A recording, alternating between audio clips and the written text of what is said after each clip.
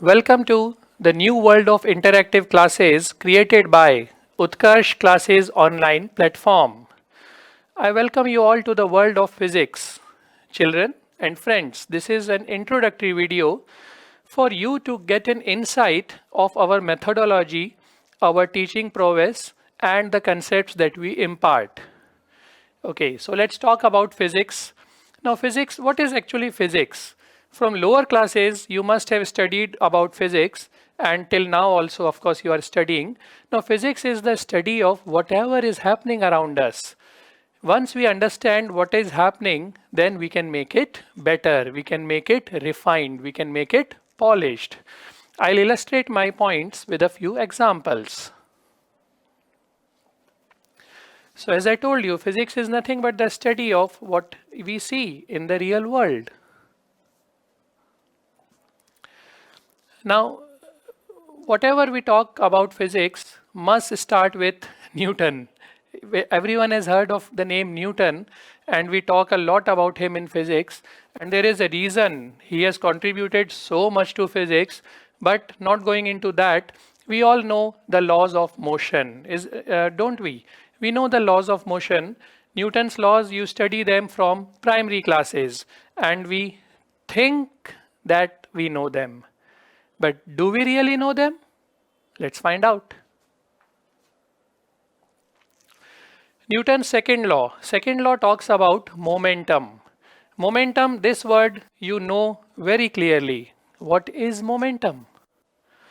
You might say, oh, that one is easy. Momentum is the product of mass and velocity.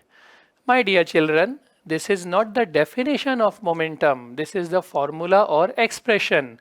Mass and velocity product. This is the formula. But what exactly is momentum? Let's find out. Now let's say a bullet is fired at you and simultaneously a small stone is thrown at you. Which one is likely to hurt you more? Surely you will say, the answer is so easy. What is it? Bullet. That's right. The answer is right. The bullet hurts you more. Now let's get into the reason. Why does a bullet hurt you more? This is also an easy one. Because the velocity of bullet is more, and since its velocity is more, it hurts a lot more than the stone which is hurled at you with lesser velocity. So the conclusion that we have drawn is it hurts more when velocity is more. Okay, I'll pen down this conclusion. We have found out the reason. Why does a bullet hurt more? Because the velocity is more, and when velocity is more, it hurts more. Okay.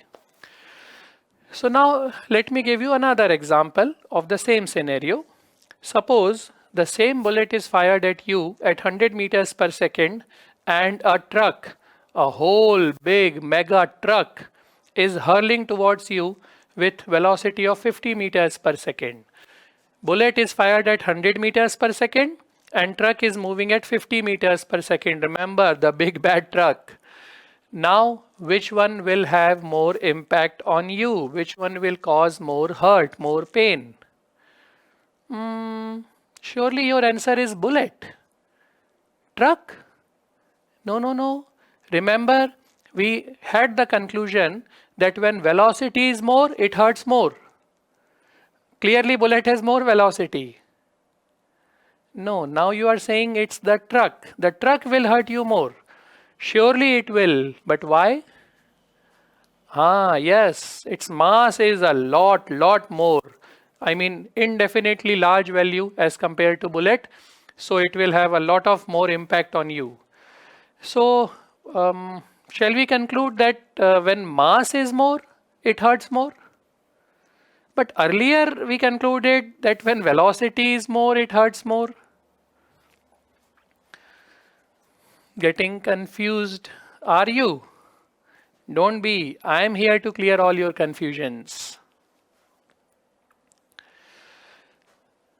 Now with these two examples, we can understand that it's neither velocity nor mass which will tell you, inform you that when more hurt or pain or impact is caused. It is actually the product of these two quantities, mass and velocity, which will determine how much is the impact. And that is why we had no option but to coin a new term called momentum. So momentum is the one which determines the impact of one body on another when it is in motion. And that is why we have created this word, and this is the definition of momentum.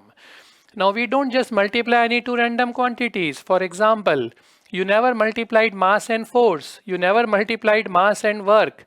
Then why did we multiply mass and velocity? Because this product tells us about the impact. Got it? So this is the concept of momentum. And once we understand this, now you can apply this concept everywhere in physics through second law and other applications also.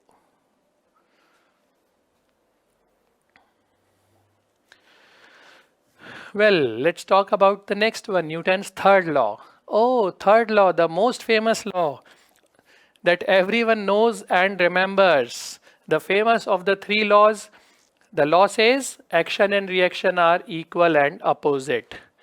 And this law seems so easy that we are very clear about its concepts. Nothing can go wrong in this law. Are you sure about it? We are going to find out. Now action and reaction are equal and opposite. This is what Newton's third law says. That is why I have written it here. Now let's take an example. Suppose I hit my hand on the wall, and when I hit my hand on the wall, a force of 50 Newton is applied on the wall. So according to Newton's third law, another force of 50 Newton will be applied back on the hand. Therefore, when we hit our hand on the wall and wall hits back, remember forces are equal and opposite. So 150 Newton and another 50 Newton. So two forces are acting on your hand. When two forces are acting and they are equal in magnitude, that is value, and opposite in direction, then the net force becomes zero. Net force becomes zero. Therefore, in effect, no force is acting on your hand. And when no force is acting on your hand, there should be no problem or no pain. And hence, no harm to your hand. Now you might think or say that two forces are acting and they are having the effect. But the fact of the matter is, if there are any number of forces, then we find the net force, and only net force has the effect, not individual force. Let's understand this point with an example. When two equal and opposite forces are acting, let's say I apply two forces on this pen, 10 Newton in this direction and 10 Newton in this direction. So you see, when only one force is applied, the pen goes to this direction. When this force is applied, pen goes in that direction. Now I am applying both forces on the pen simultaneously, equal in magnitude, opposite in direction, and you see it's not going anywhere. Neither is it going to this side or that side. It is in the center, stationary. Why? Because net force is zero. So net force is zero on this, and net force is zero on the hand also when we hit on the wall. Therefore, it's absolutely okay. No problem in hitting the hand on the wall. Then why not try with your head? If it is okay with hand, surely it should be okay with head also.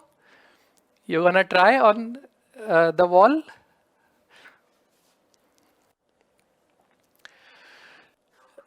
If you are thinking about it, let me give you another option. There is one more that you can try or think about trying actually. Now, when you are on a street, what do you do? What do you watch before crossing the road? When you are standing on a street on the side, then do you find out something, watch the vehicles before crossing the road? Yes, you do. Why? Why, children? Oh, it's so obvious. So that you don't get hit by a vehicle, isn't it? You are scared that a vehicle might hit you. Let's see this interesting scenario. Let's explore more. Let's say when you are crossing the road, Unfortunately, or maybe fortunately, whatever, a truck, again the big bad truck, is coming towards you and it hits you with all its might. It's moving very fast, it has a lot of mass, so huge momentum is there, and it hits you. Let's say the truck hits you with a force of 50,000 newtons. But remember Newton's third law. It says you are gonna hit back with a force of the same 50,000 Newton. So again, how many forces are there? Two, equal and opposite. So when two equal and opposing forces are acting, what is the resultant? Zero. So zero resultant means there is no net or effective force on you. And when there is no net or effective force on you, there is absolutely no problem. So that means, yeah, that would mean hitting by a truck is absolutely okay. Yeah. Is it? No. Then what are we supposed to do? Our law, third law, the most famous one, the easiest one, the one about which we know everything, tells us that the resultant or net force is zero, and so it should be absolutely okay.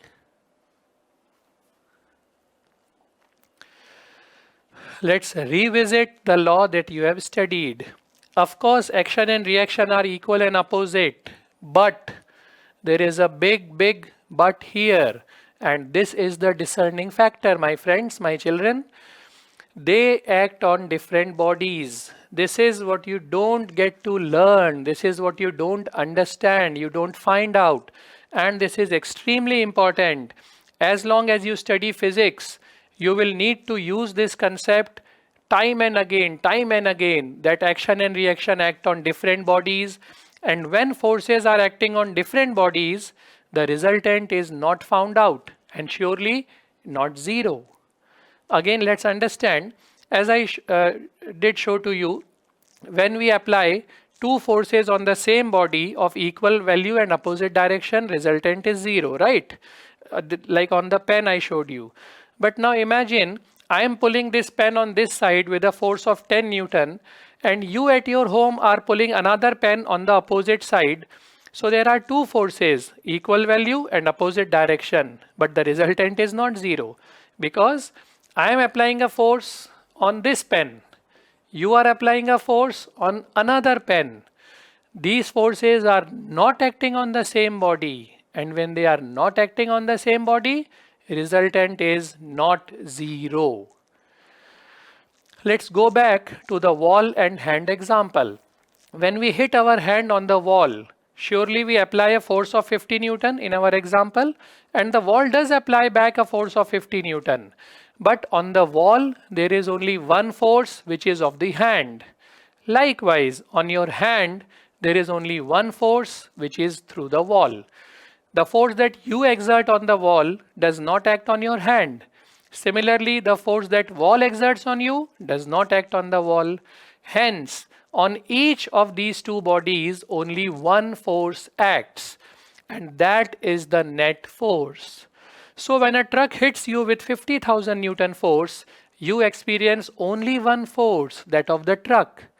Likewise, the truck will experience only one force, which is exerted by you. And both bodies will have to face or tolerate the impact of that force.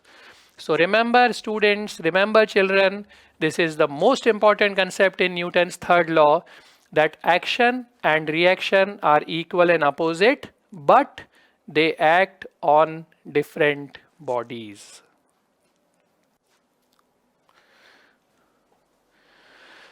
Before moving on to the next topic, I must tell you about Newton something interesting. First of all, the general perception that Newton discovered gravitational law because an apple fell on his head. This is absolutely wrong.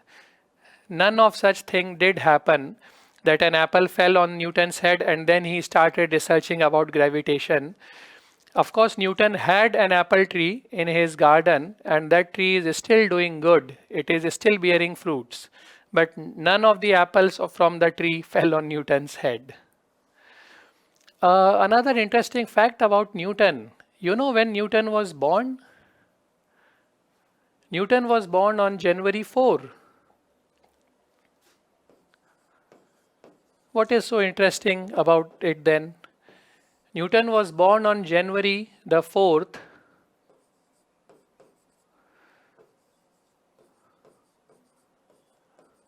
But he was born on January the 4th, but he was born on Christmas.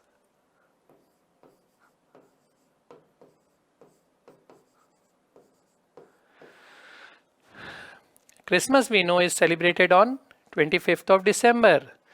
So how come Newton, who was born on January 4th, was born on Christmas?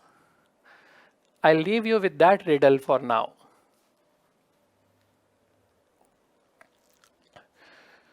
Now let's talk about work and energy.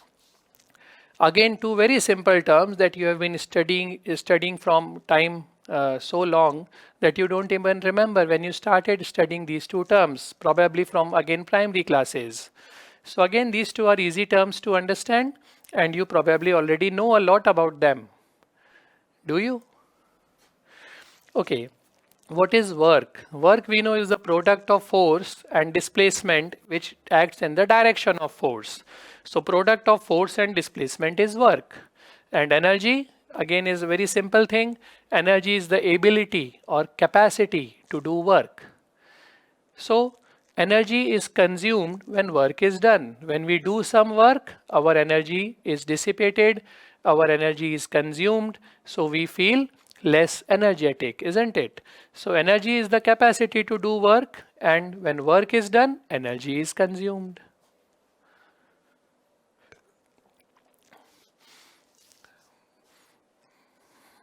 So in what I said, of course you don't see a problem because this is what you have learned, but I do. I see a problem in this concept. Let's find out what the problem is, and then we will talk about how to rectify it. When a body is moving in a circular path, that is, it ends from where it starts. It starts from here, goes like this, and comes back to this position. So when it is moving in the circular path, what is the displacement? Remember, displacement is shortest distance between starting and terminating point. So if it starts here and terminates here, the displacement will be pretty much zero. So now when displacement is zero, what about work? Work we said is product of force and displacement. When displacement is zero, the work is also zero. And when no work is done, then what about energy? Is energy consumed? Absolutely not. So what is the problem then? The problem is if I ask you to take 5 or 10 rounds of a circular track, let's say the track on which athletes run, which has a circumference of around a kilometer or more. So if you take 5 or 10 complete rounds of that track, then how much displacement you have made? Zero. So how much work you have done? Zero. So how much energy you have consumed? Again zero. Therefore, after completing 5 or 10 rounds, don't expect me to come and say, oh, you are so tired.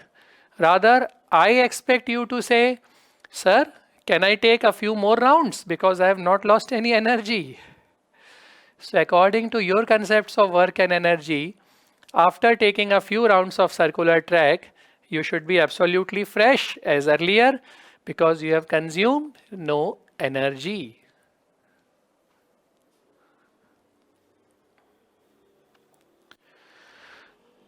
Okay, let's take another one. Let's say a man is swimming in current against it. So water is flowing in this direction strongly and the man is trying to swim in this direction against the current. But his strength is only that much as to allow him to withstand his position.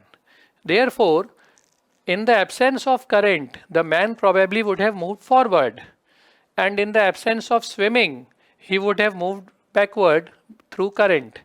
Now both are acting simultaneously. Current is trying to take the man backwards, the man is intending to go forwards.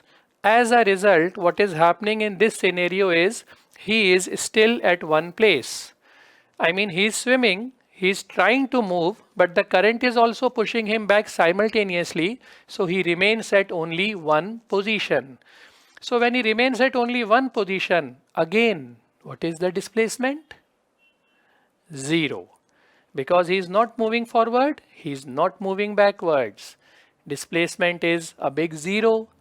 And again, here we go. When displacement is zero, work is zero. When work is zero, energy consumed is also zero. And when there is no loss of energy, so from morning till evening, you can keep on swimming at the same place against the current and you will not lose any energy. Is that so? According to your concepts, your laws of physics, it surely should be so.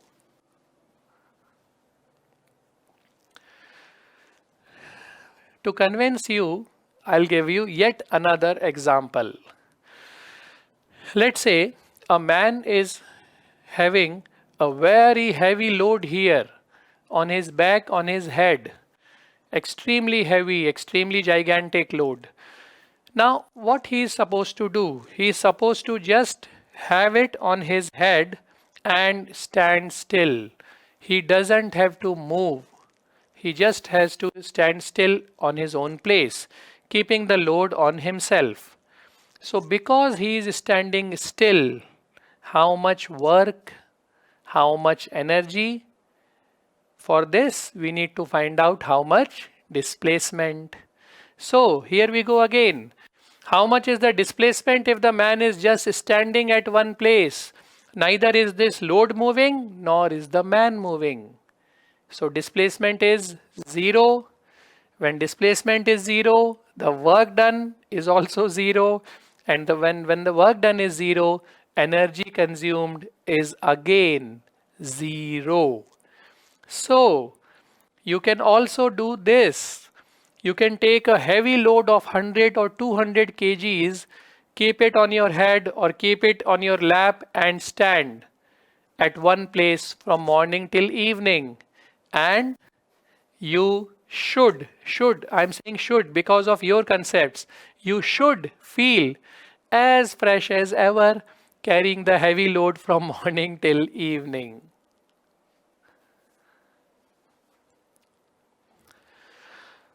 So this becomes a big conundrum for us, a big puzzle, a big riddle, work energy conundrum. What exactly is happening here? In all these examples, the work done becomes zero. Energy consumed is zero. According to you, but in reality, it is not the case. Energy is surely lost, and take my word for it, a lot of it is lost in trying any of these examples. How come is energy lost then when you are not doing any work? Let's understand.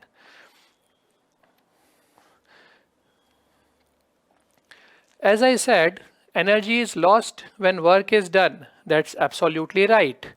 But remember, children, energy is also lost in maintaining your position against a resistive force. Resistive force which is acting against your intending motion. So, when you are swimming in this direction and water current is trying to push you in backward direction, still you are consuming energy because you want to maintain your position here. In the absence of energy consumed, you would have been dragged backwards by water. It is exactly same like the rockets we have in Diwali. In Diwali, you have a small rocket. Let's say it only has so much small fuel that when you ignite it, it is trying to go up, but you keep on holding it at this place. You are holding it and it is trying to go up. It cannot go up because it is not burning that much fuel. And you are also not able to pull it down because it is trying with some effort, some force to go up.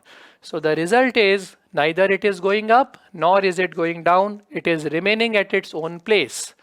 And when it is remaining at its own place, still all the fuel, all the energy that has been stored in the rocket in the form of the powder that is ignited in fireworks, that all is consumed. It all burns and becomes zero. So the fuel has become zero. That is, energy has been consumed. But it is gone to maintain its position against gravitational force or the force of your hand. The same is the concept with swimming.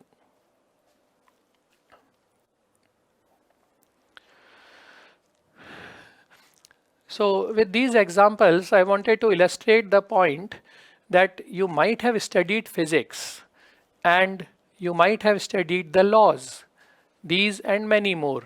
But probably our application, our outlook is not what it should be, because surely something somewhere is missing in what you have studied.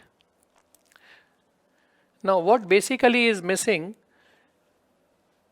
You have studied the laws, the definitions, and from the books, and books are not wrong. So, my friends, books are never wrong, but then there are many ifs and buts in the laws, and you know nothing of them, and that is why we have got stuck in all these examples. Now, as I told you, physics is whatever is happening around us. So, believe me, physics is all around you, everywhere, in everything you do. And it's not because I'm teaching you physics that I'm saying physics is around you. It's a fact, it's a reality. Let's see some examples. When you brush your teeth, do you know you are applying physics? How you are applying physics remains to be seen, but you sure are. When you shake a branch vigorously and the fruit falls from it, it is because of physics only, because of Newton's laws. So the next time when you shake a branch and you obtain a fruit, thank Newton for it. Because of his laws only, you are able to get that fruit. When a long jumper is about to take a long jump, he won't be able to jump very long if he is not applying physics. 3D glasses that we use in watching 3D movies, they all employ physics, a lot of physics, friends. Automatic rain wipers of car. In a car, there are rain wipers. In these today's generation's cars, they start automatically as rain falls. You don't need to switch them on by a manual button. So those automatic rain wipers also employ physics.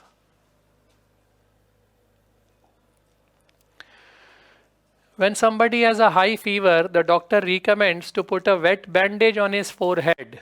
Why? Because of physics and its laws. When you get some bruises or a cut, then you apply spirit or Dettol. Why is it recommended? Obviously, it is an antiseptic, but why that doctor recommends these to be applied? Because of physics. Well, the doctor, no offense, but he might not know why he has suggested these antiseptics. We know why. And when you apply these antiseptics, there is a cooling effect. Again, it's because of physics. Now, a magician or a stuntman, sometimes we see, lies on a bed of nails. How is he able to do that? Don't the nails hurt him a lot? No, because he is applying physics to lie on the bed of nails. Well, the list is endless. It goes on and on and on, where all we can apply physics. From the moment you get up in the morning to the moment you go to bed to sleep, you are applying physics. And even when you are in sleep, there is physics working round the clock.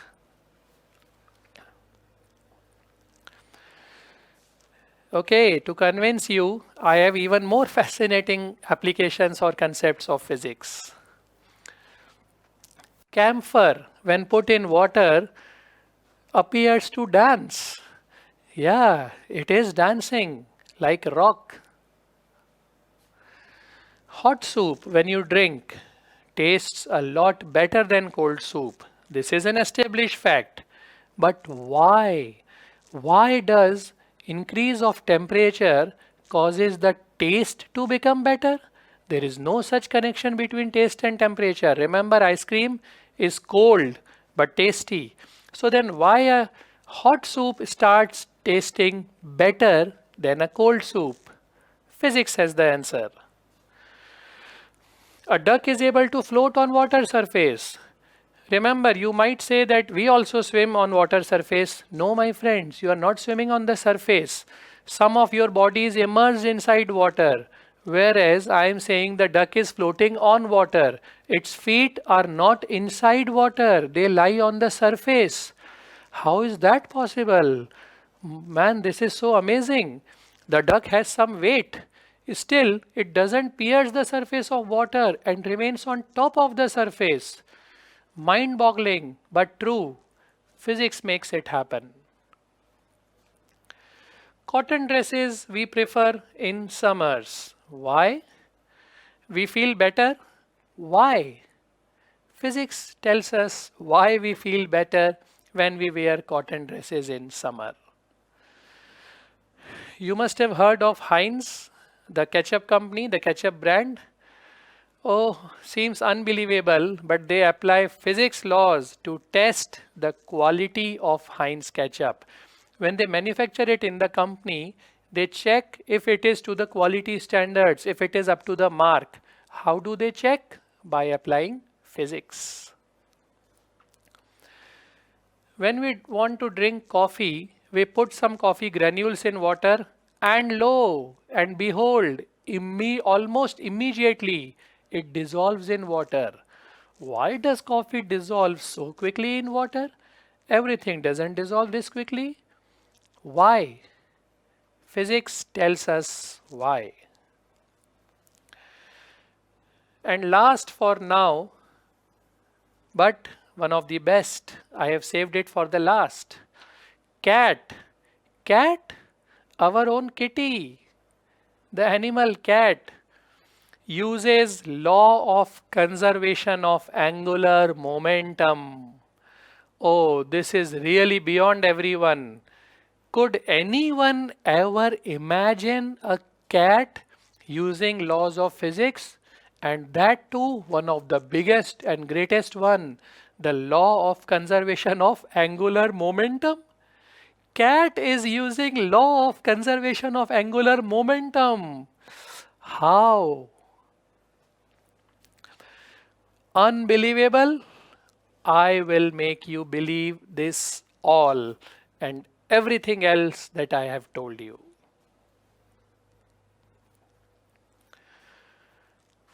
Right. Why we have been talking about all these illustrations and simple examples? Firstly, motion and laws of motion are the basic roots of physics. They are an integral part of mechanics, which is a sub-part of physics. And mechanics you apply in every other chapter, every other concept in physics. So you need to have very strong basic concepts of mechanics and of every other part of physics for that matter. So when you are preparing for a competitive exam, let's say IIT or NEET, medical aspirants, then you need to have very strong concepts. Of course, we will start from the very basics and go to the very highest levels of physics, which you require. But you must have the base as the most firm, because we are going to build a very high building, but it requires the best base. If you don't have a good base and you directly start preparing and doing questions of higher level, ultimately you will fall, because when the concepts will be mixed, as is the case in main competitive exams, you won't be able to solve those questions. I'm sorry, because of lacking of basic concepts of physics.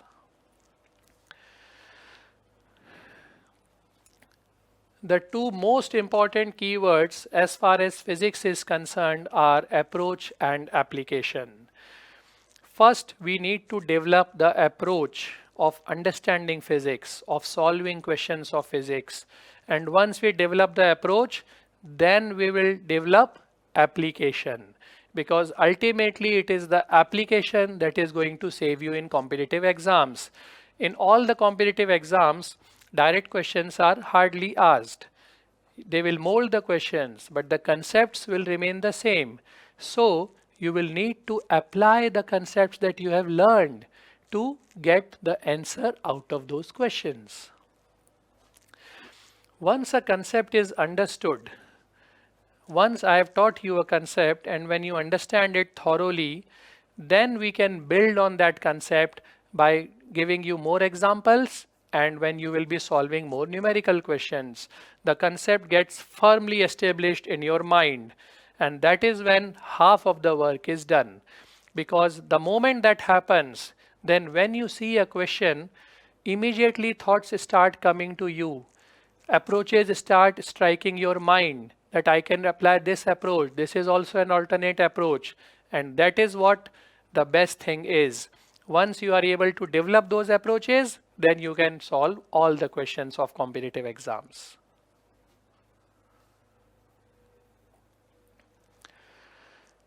Now, I've given you a few examples and illustrations just to show that something somewhere is lacking in what you have studied so far. I can give you plenty more examples to make you think again about your grasp of all these laws. Maybe now we feel that our grasp of the concepts is not that strong. It is a bit loose, and when it is loose, concepts can flow out of your grasp. Questions may go out of your level. You have studied these laws from primary classes, isn't it? All those examples, all those terms that we have used, the concepts of physics, you have been studying them year in and year out, year after year, and still you are finding problems in the examples that I have given to you. So we come to the conclusion, something somewhere is surely lacking. Maybe you don't know what, and rest assured, don't worry, we are there to know about it. We know what is lacking and where. And when we know, surely we will fill all those gaps. So don't bother about it. This was just to show that there are so many things in physics which we haven't thought about, which we don't even know about. So whatever you are lacking, that won't be anymore. Utkarsh Classes online platform is here to fill all your gaps, remove all your confusions, and strengthen all your concepts of physics. So, children, allow me to take you on this fantastic, fabulous journey called physics. We will study physics in a new and interesting manner in which probably you have never done before. And so, physics will never be a tough subject for you anymore. I promise you, I will change your perception, your outlook, your approach towards physics, and the world will never be the same again to you.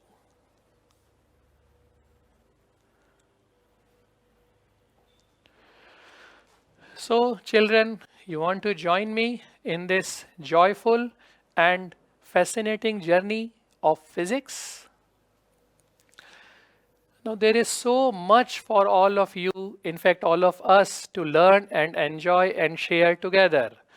There is motion, there is gravitation, sound and light, and their mesmerizing, brilliant effects. Then there is also charge, there is liquids, there is current, magnets, and all their fields, and so many other things to learn.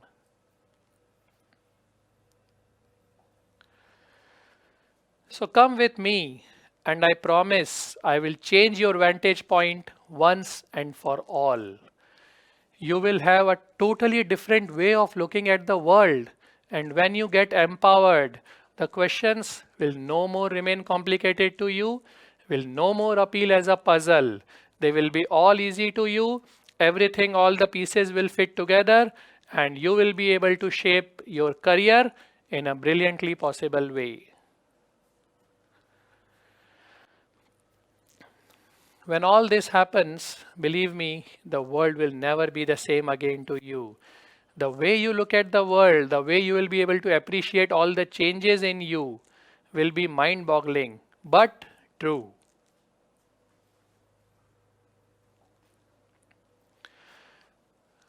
I end my case with a very simple question. When light is moving between atoms in a medium, then its velocity as compared to when it's moving in vacuum will be? I repeat the question. When light is moving between atoms while traveling in a medium, the speed of light as compared to vacuum is? The options are less, more, same, none of these. Again, this question seems so simple that you feel that you already know the answer and there is not even the slightest doubt of getting it wrong, don't you? And what is your answer? I know what is your answer, but it is not true at all. Your answer is less. It's not true. Again, this seems so unbelievable that what I am telling, how can it be correct? But believe me, this answer is wrong. But then you will argue again. We have been studying from lower classes that when light travels in a medium, its speed is less. How can it not be? How can this answer be wrong? For that, you will have to wait for a moment. But let me tell you the correct answer. The correct answer is C. The speed of light remains same when it is traveling between the atoms in a medium. It is not less at all. So this concept was only to tell you that so many things are there which you feel were correct but are not. And IIT children focuses on all these small things. So many times we feel that IIT is all about complicated questions. AIMS and NEET are all about tough questions. They are not. They are about applying the very basic and simple concepts, but applying them in a clear and rational manner.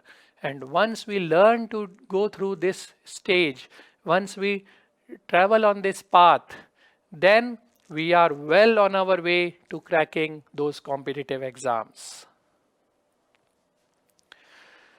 So it is unbelievable, but the correct answer, and definitely you would be wondering how. For that, join Utkarsh Classes online platform now. Utkarsh Classes is coming to you with a very wonderful concept of live interactive classes.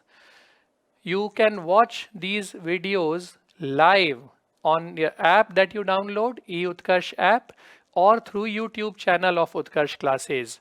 And it is interactive. You can communicate with me while I am speaking, and I'll be able to know what you are saying, what you are asking, what are your queries. So all this will be done simultaneously. The moment I am teaching, I am also finding out what you are saying to me. What are your queries? What are your thoughts? What are your comments? That all will be known to me. So it's a totally different and a wonderful way of learning. It is having, basically, if you ask me personally, it is having the advantage of offline and online classes. In online classes, you have the benefit of studying from where you are, and in offline classes, you have the benefit of interaction. Utkarsh Classes online platform is merging these two and giving both these benefits together. Then there are hosts of other characteristic features that set us apart. Your queries, you can send them to us and they will be solved as quickly as possible.